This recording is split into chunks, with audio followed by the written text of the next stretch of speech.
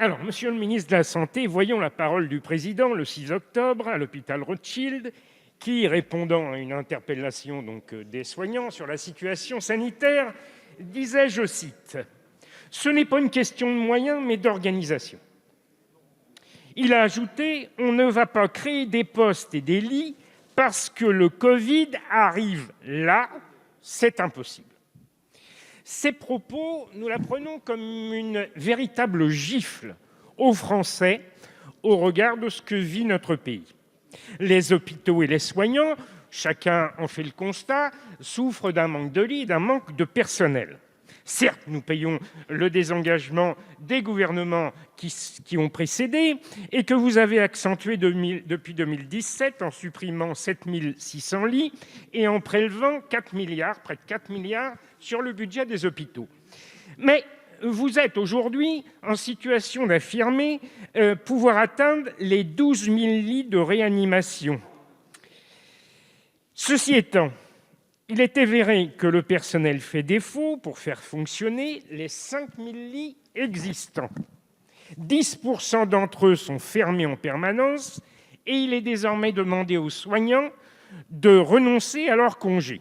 Alors, ma question, si vous n'êtes pas en mesure d'embaucher et de former du jour au lendemain depuis 6 mois, comme l'a indiqué monsieur le Premier ministre, ce que vous avez largement nuancé tout à l'heure en disant « oui, on embauche et on forme ».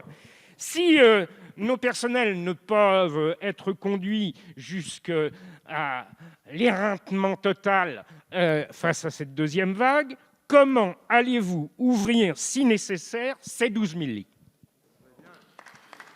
Merci. La parole est à monsieur Olivier Véran, ministre des Solidarités et de la Santé. Monsieur le député Villefranche, je confirme, il faut toujours 10 à 12 ans pour former un anesthésiste réanimateur. Et nous avons supprimé, cette majorité a supprimé le numerus clausus il y a 2 ans. Donc de fait, et hélas, le numerus clausus a été supprimé trop tard. Il a fallu que nous arrivions pour le supprimer, monsieur le député. C'est un fait, ça fait 40 ans qu'il existe. L'année où j'ai passé le concours de médecine, monsieur le député, nous étions 3 700 médecins formés par an en France. Nous sommes désormais plus de 9 000 médecins formés par an en France. Et demain, je souhaite qu'il y en ait encore davantage pour combler les trous dans la ville comme à l'hôpital. Mais ça prend du temps. Et effectivement, comme je l'ai dit tout à l'heure, de la même manière, pour former un infirmier en service de réanimation, il faut beaucoup de temps. Et ça ne se fait pas évidemment en 6 mois. Mais néanmoins, les hôpitaux... pas le gouvernement, les hôpitaux ne se sont pas tournés les pouces et ont engagé des programmes de formation express, notamment sur simulateur. Je l'ai vu dans les territoires de Belfort et à Grenoble la semaine dernière. 750 infirmières ont été formées pour pouvoir prêter main forte rien qu'en Île-de-France. Et ça compte et c'est important.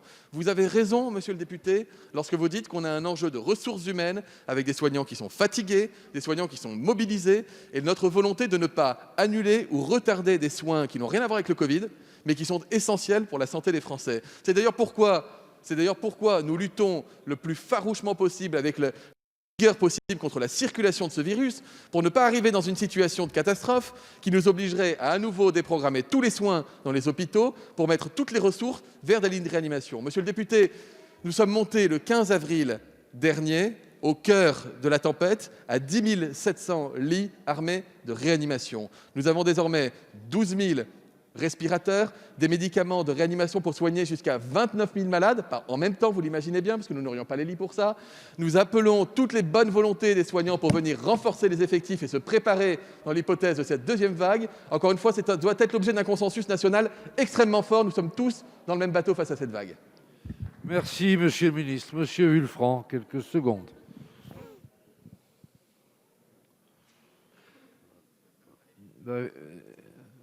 Non, mais il faut le son pour répondre. Oui, mais il y en avait 9. Allez-y pour 9, mais il y en avait 5. C'est pas grave. Allez-y. Monsieur le ministre, il y a quand même une malveillance délibérée. Parce que moi, si j'écoute les annonces qui viennent de tomber au niveau du CHU de Rouen-Rouvray, il y a 80 suppressions de lits en psychiatrie et 20... Le député 9, c'est pas 10. La parole est à monsieur Philippe Berta. Merci, Monsieur le Président.